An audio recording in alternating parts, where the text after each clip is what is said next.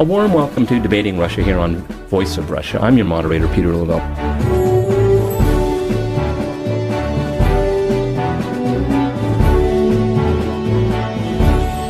Most would agree that we are witnessing a tumultuous and eventful transformation of the Arab Middle East and beyond. And that transformation is taking place with outside involvement, including Russia's involvement. To talk about Russia's role in the new Middle East, I'm joined by my guest in London, Saad Jawad. He's a senior visitor, a fellow at the Middle East Center at the London School of Economics. We also have conservative journalist Harry Phibbs, and joining us is Salah Diab. She is an award-winning Syrian writer and a filmmaker. And here in Moscow with me is Benjamin Papov. He's director of the Center for Civilizations Partnership and former ambassador to Libya and Tanzania. Hala, if I can go to you first. G8 just ended and no agreement on Syria. What are your thoughts on that? I expected the failure of G8 to reach any agreement on Syria because the main focus of the Western leaders is on military resolution in Syria, and the political resolution is not actually working hand in hand with the civil resolution or reform in Syria. And also with this condition of Bashar Assad to step down from power, and he insists he will not give up power at this point. And he actually for 2 years he was holding to power. We know that he will not give up power easily. So by insisting that the negotiation will not start till he give up the power and step down, actually is a barrier to any peace resolution in Syria. And the G8 leaders, their own focus is just to get rid of Bashar, while the crisis in Syria is not about Bashar Assad. There's sectarian war going on. There's civil war going on. There's rise of jihad tourism to Syria. There's a problem between Shia and Sunni. There's major problem of Muslim scholars on Friday calling for jihad from Egypt to Syria. And there is so limited view and perspective on what is going on in Syria. And I do actually understand what Mr. Putin was insisting on, the fact that we can't just kick Bashar out of power and creating a political, social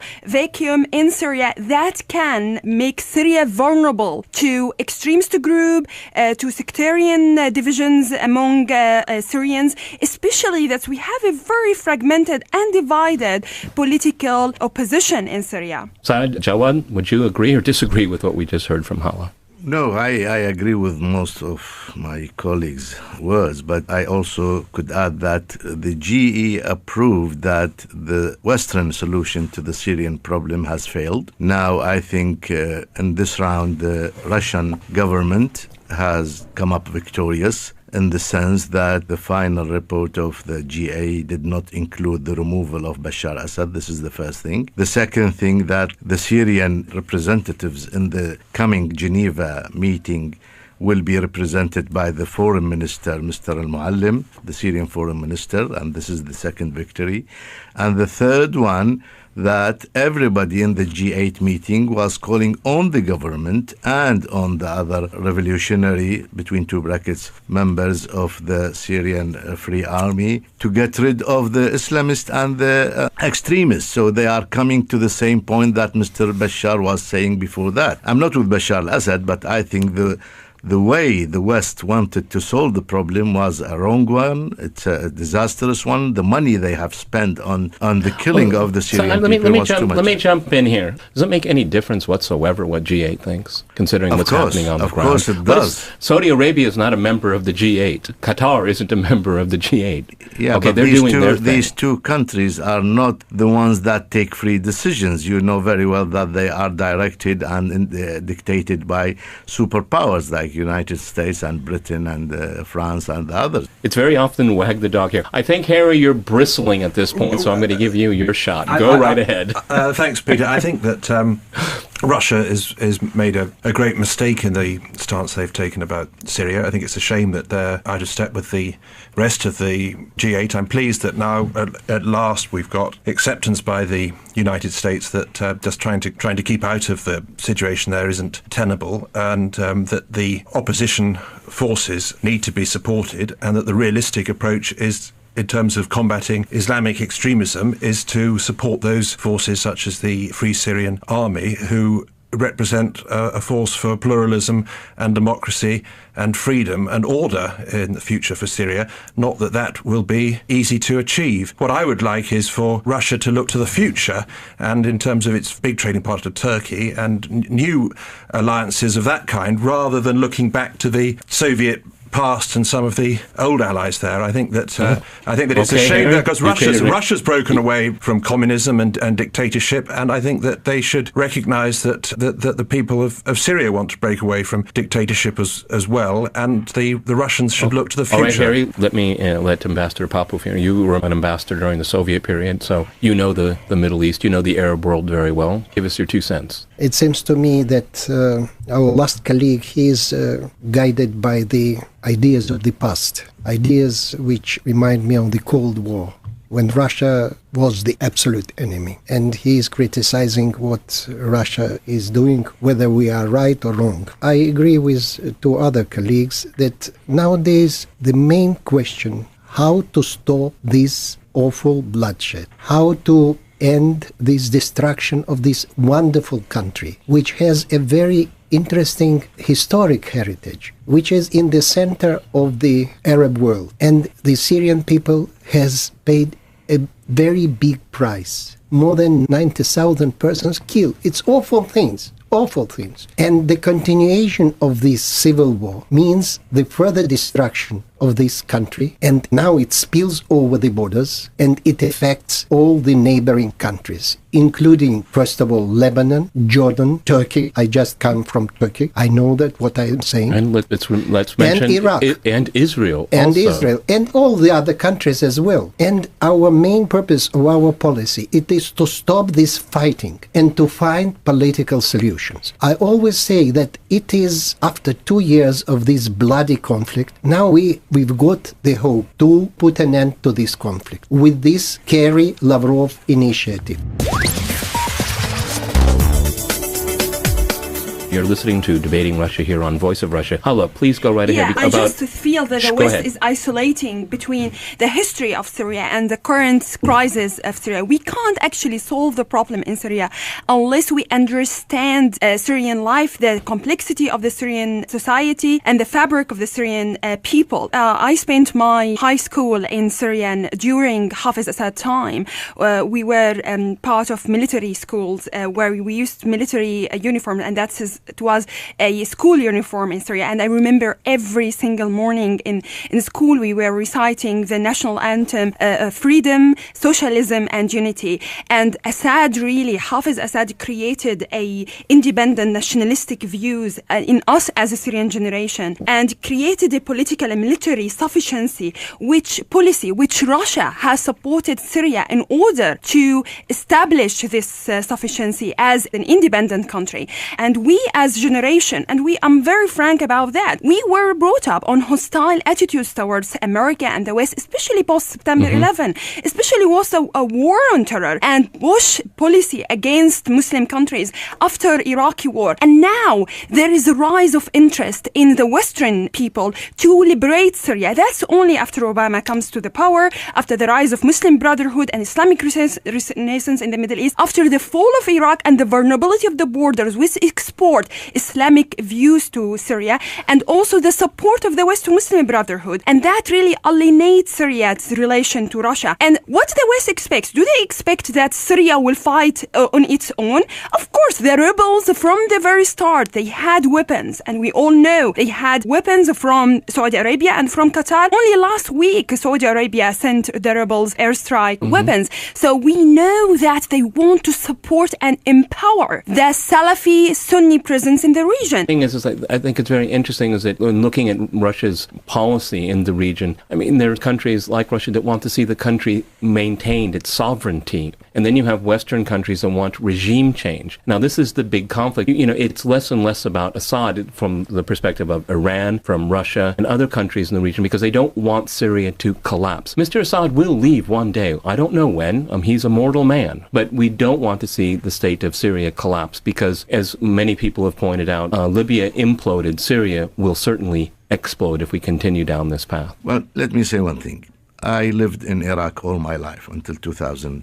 8-9, and I lived all the events in Iraq. Now, the Soviet Union collapsed in 1990. We were told that the Soviet Union was a big obstacle in the way of initiating democracies in the Third World and supporting tyrannies and dictator regimes and so on. Then we have been left to the sole power of the United States and the West. What happened since then? We had a war on Iraq in 1991, which was in a way legitimate because Iraq occupied Kuwait and they had to do something about that. After that, we had 13 years of inhuman sanctions against the Iraqi people. After that, we had an invasion and occupation. And for 10 years now, Iraq has been dismantled as a state, and it was occupied by the United States and Britain, and nothing was done for the Iraqis to ameliorate their life there. Now, everybody now in Iraq, the majority now coming back and saying we were better living under Saddam Hussein. Now, this was done under the supremacy of the United States power. Then we have the example of Afghanistan. Then we have the example of Libya. This is the examples the West are offering to us,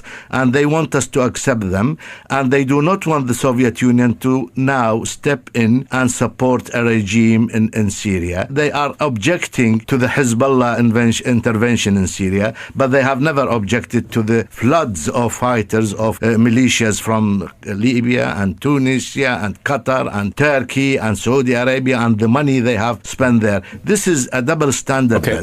We cannot accept this anymore. Double standard. Okay. Okay. Well, first of all, I wanted to come back on something the former ambassador was saying, suggesting that I'm anti-Russian. I actually think that Russia is quite right to be concerned about Islamic extremism, and I think it's understandable that Russia, from its own interests, should be concerned about that. And that's something where Russia and the West should agree on the aim of combating that type of terrorism and fanaticism and extremism. But I think that the mistake Russia's making there is to oppose the West supporting the Free Syrian Army, because I think that would be a force that would help to sideline the Islamic extremists, whether of Al Qaeda or by the way, also Iraqis Free Army, and look what happened in Iraq. They have supported the Iraqi opposition, and look what happened in Iraq. Free Syrian Army, who half of them are Islamist military groups. Free Syrian Army, who have eaten the organs of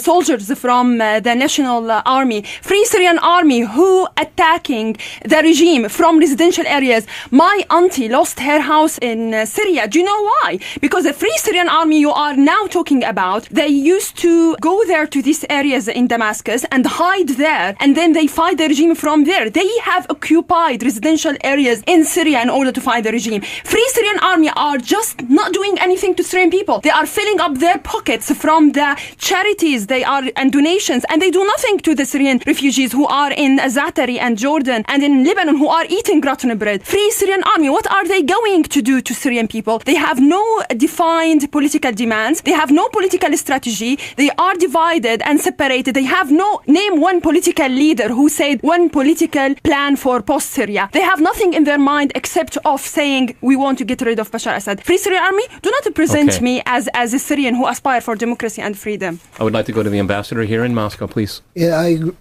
agree with what Hala said, but I'd like to stress only this point. We have now golden opportunity to end this awful conflict. It is Kerry Lavrov initiative, the convention of the Geneva Conference, and we should unite our efforts and join all the parties concerned should join their efforts in order to achieve this goal. But Mr. Ambassador, stop the fighting. With all due respect, Mr. Ambassador, I mean, we had that meeting here in Moscow that looked like a turnaround on the Americans' part, going back to what the Russians suggested in Geneva of last year.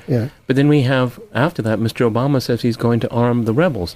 And it's the first Western leader to say it openly, directly, that we will arm these people. I mean, how do you square the circle, sir? It is a pity that because to arm the rebels, it means you are getting some fuel to the fire. Only you can't stop the fighting with the arming. It is impossible. I hope for the reasonable attitude of our American partners, and I think that there was an agreement in Geneva 8 that Kerry and Lavrov should concentrate to prepare thoroughly the Geneva Conference. In a week there will be another meeting with our mediator, well-known, Ibrahimi. And I think that it is the only possible way out. It is the golden opportunity. Okay, we Harry? should not miss this opportunity. Harry? Otherwise, we'll continue our discussions, but it is not useful for the moment. Okay. What I was going to add is, as well as stressing the importance of supporting the Free Syrian Army, and of course in a war you'll get brutality and individual acts that will be appalling in any side, but the overall strategy should be to support the Free Syrian Army as offering the best option for a free and democratic Syria. But the mistake that Russia, I think, is making from Russia's perspective of wanting to defeat Islamic fundamentalism is supplying arms to Assad, which then get passed on to Hezbollah, that are a terrorist and Islamic extremist organisation. And so I think that Russia's own objectives of wanting to prevent Islamic extremism, providing arms through to Hezbollah is a great mistake. This is playing of words, and Hezbollah this is is kind well. of a red herring. Yeah. Hezbollah is well armed, and it doesn't need the supplying of arms from Assad or from the Soviet Union. They are well armed and they have their own armaments. Now you are creating some excuses for the intervention on the side of the Free Syrian Army, like you did in Iraq. You said that Saddam Hussein was having. I'm sure that you are one of the ones who spread the news about weapons of mass destructions, and Iraq is harboring Al Qaeda and what have you, and then it all turned false, and when things came to the ground, nobody apologized about what you have said and you have published in your newspapers, and even your politicians who have spread all these lies, nobody said, sorry, we have done something wrong to the Iraqis. This, and now you are spreading the news about Syria using chemical weapons, and nobody is agreeing with you, but everybody in the West is saying, Syria, yes, there are proofs. Where are the proofs? Nobody knows where are the proofs. This is the problem with you. You want to get rid of Assad because Assad has a line against Israel, and this is what you want to do in the Middle East. You want to remove all the governments, all regimes that have an attitude against the antagonism and the domination of the Israelis, and you are not thinking of the Palestinians. I want to get rid of Assad because Assad is a brutal dictator. Yeah, you wanted to get rid of Saddam Hussein because of I think it's good that Saddam Hussein has gone, and I think the people of Syria. Please, Hala, please make a point, and then I'm going to go to the ambassador here. Name one country in Middle East that really represents the success of the Western ideology of implanting democracy and freedom in the Middle East. Look at what happened to Iraq. It's a tasteless country. Look at what happened in Libya. It's a country which exports terrorism and have anti-West views. Look at what happened in Afghanistan, and that will happen in Syria because of the vulnerability of the borders, because of the presence of Muslim Brotherhood in Egypt. And the West doesn't understand that the Syrian democracy is different from Washington democracy, and we need to believe in evolution rather than in revolution. The gradual change from within the Arab society in order to go up, in order to elect the right person and to build actually the right state. We as Syrians who love Syria, who was brought on nationalism, who was brought on independency as Arabs and Syrian, we will stand against the fall of Syria in the hands of the extremists and in the hands of the people who will be maybe worse than Assad. Because as a woman, as a Syrian Muslim woman, I don't want to live under the rule of Islamists. I don't want to live under Sharia laws. I don't want to live under the imam or a man just because he has beard, he wants to rule me. I want to live in a civil society. And I'm not with Assad. I'm not against Assad. I'm just representing the voice of Syrian people, and I am advocating peace in Syria. But I know that during the last decades, we lived as Syrian women liberated. We lived under secular roles, and that's what we want to have in Syria, in future Syria. All right, I'm going to jump in here. Mr. Ambassador, you've been so patient sitting next to me. Please, sir. I think that Libyan lesson is very eloquent, because we have now the country on the eve of the disintegration, and we have actually a hotbed of extremism in Mali. It is the result of the invasion, and it is the bombardments of Libya. I think the West, they can repeat the mistake, and this mistake will be awful, because the situation in Iraq is very difficult. The situation in Afghanistan very difficult. And the creation of a new hotbed of extremism in Syria will lead to the very grave consequences, not only to the region, but to the whole world. We'll have now, in spite of all the differences in our opinion, we'll have the real chance to stop this fighting. This is the real way out, the Geneva Conference. And so we should concentrate on that. I think that Assad government has agreed to participate. Now it is the turn of our Western colleagues to persuade the reasonable opposition. We do not want to sit with these cannibals, with Al-Qaeda. It is against the interests of all the people, include not only Syrian people, but the Western countries as well.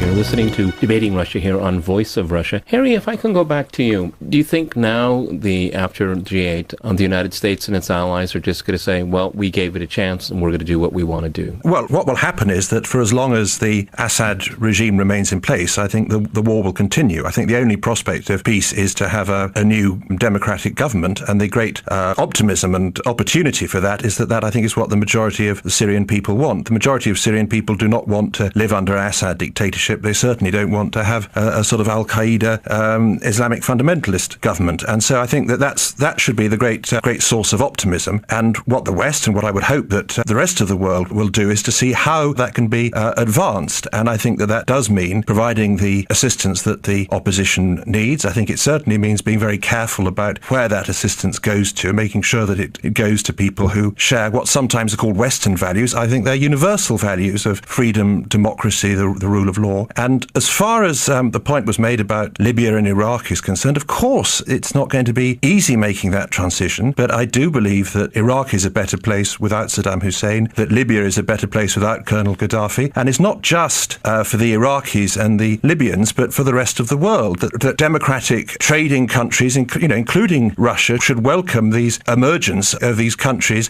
connecting with the rest of the world. And I hope that some of the lessons of Iraq and the amount of time it took to organise that will have been learnt, and that we'll see faster progress in developing civil society in Libya and indeed in due course in Syria. Hala, as a Syrian, does support get greater for Assad among Syrians because they know what happened in Iraq and they know what happened in Libya? I mean, maybe you didn't like Assad, but you want to live in a broken state where there's no civil society at all. I'm giving the extreme, but I mean, tell me what Syrians are thinking. I think the attitude of the Syrian towards Bashar Assad is being so gradual, and it's in parallel to what happened on the ground regarding the revolution, because it started with peaceful protest in order for reform, and then it has been hijacked by armed group, by Islamists, and by forces supported by Qatar and Saudi Arabia, and that actually created a lot of conflict within and division within the Syrian people themselves, because they were at the beginning they were supporting this reform.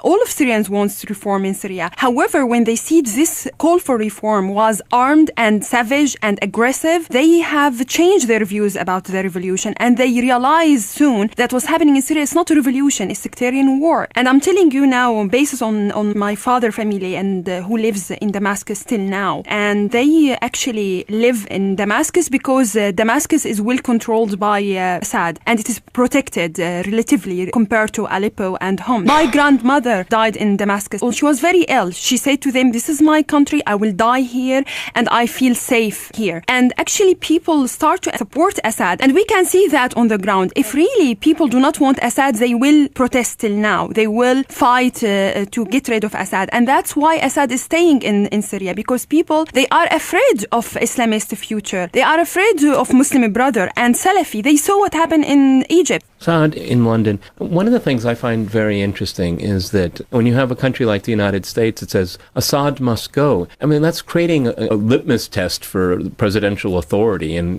legacy. And Obama right now is kind of stuck. He said it. And then he set this red line, chemical weapons. I've seen what chemical weapons look like. Look at Fallujah. It's really awful, but the administration doesn't give any evidence of that. So it's really about political pride now of a president of the United States to decide the fate of the Syrian people? It's not only that. It's also the pressure exerted on Mr. Obama by the Congress, by the new conservatives, by the Israeli lobby to use arms and to supply arms to the Syrian opposition, to create this myth about the chemical weapon, as they did with the Iraqi situation. I think the greatest mistake will be again committed in the United States by issuing a law to liberate Syria, as they did with Iraq in 1998, and they created all this problem by this American law. The Americans are very much intransigent. They do not want to change their opinion or their attitude towards what's happening in Syria, and that's why I believe that the Russian government has a historic and an international duty to play a role in stopping all this madness the West is driving us to. I lived in Iraq. I cannot argue with anybody who could say that. I cannot understand even how Iraq is better state now than before.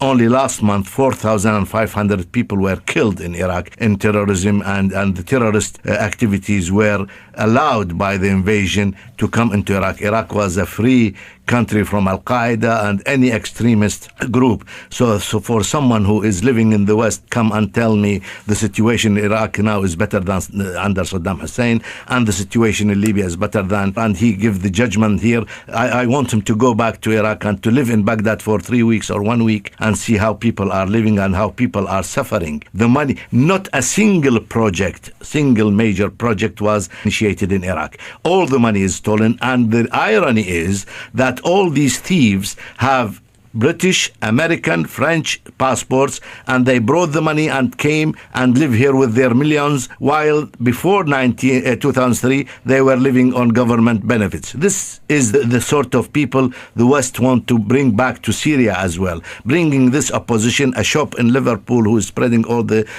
propaganda about the amount of victims in Syria, and some other ex-Syrian citizen who is giving all the information, and the West listen to them. They do not even verify the information that is coming from Syria. In fairness, we're almost out of time here. I want to give Harry the last word. Harry, go ahead, because my question real quick is that, there was Reuters was reporting that Putin stands alone at G8, but many other people are saying that this could be Obama's Vietnam if he doesn't make the right decisions. Well, look, I don't object to anybody standing alone if they're right.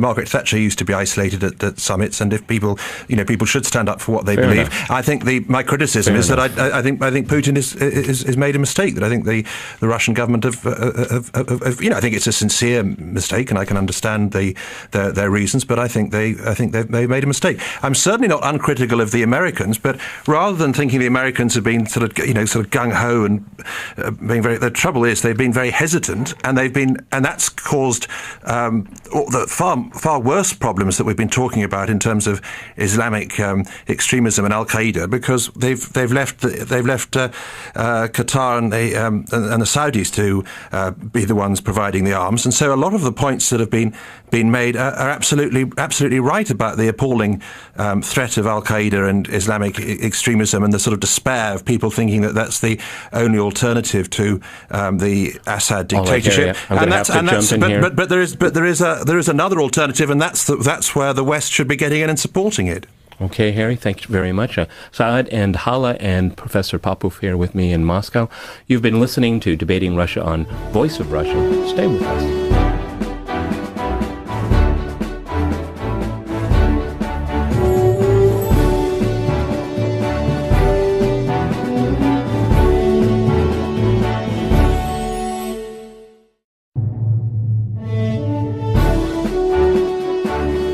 A warm welcome to Debating Russia here on Voice of Russia. I'm your moderator, Peter Lavelle.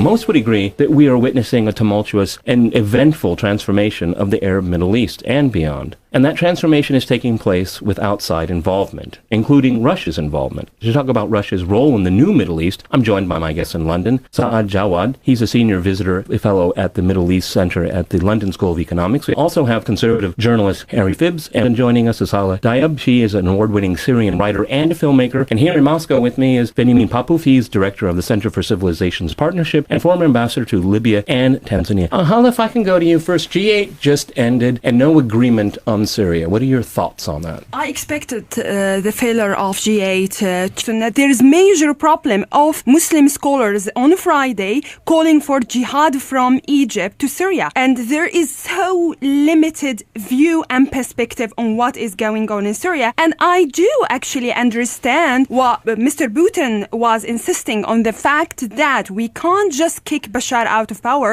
and creating a political, social vacuum in Syria that can make Syria vulnerable to extremist group, to sectarian divisions among Syrians, especially that we have a very fragmented and divided political opposition in Syria. Saad, Jawad, would you agree or disagree with what we just heard from Hala?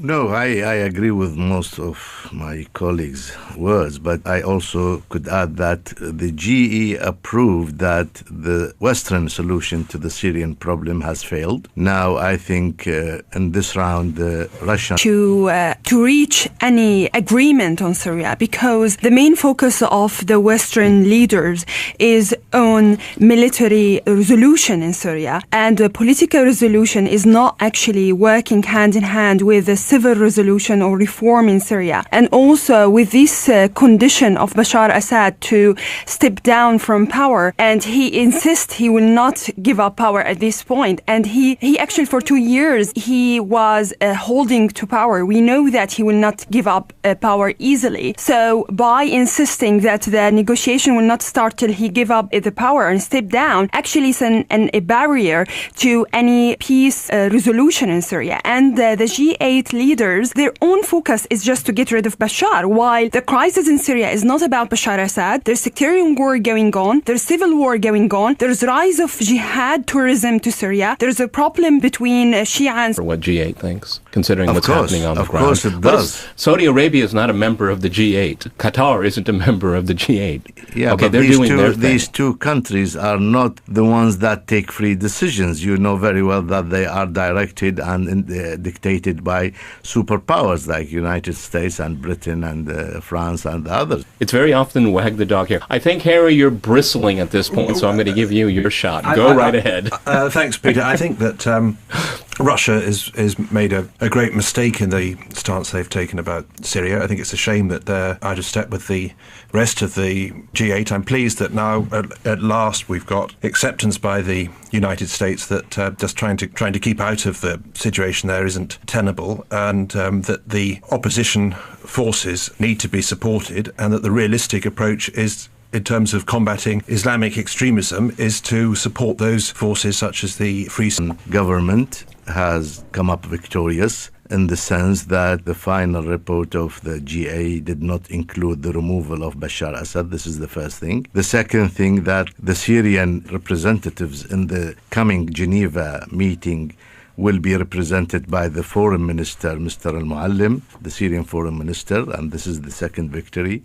And the third one, that everybody in the G8 meeting was calling on the government and on the other revolutionary, between two brackets, members of the Syrian Free Army to get rid of the Islamists and the extremists. So they are coming to the same point that Mr. Bashar was saying before that. I'm not with Bashar al-Assad, but I think the way the West wanted to solve the problem was a wrong one. It's a disastrous one. The money they have spent on the killing of the Syrian people was too much. Let me jump in here. Does it make any difference whatsoever